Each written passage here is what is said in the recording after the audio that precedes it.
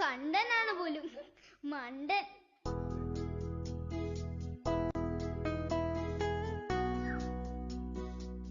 ഏതാ ഞാറമരം?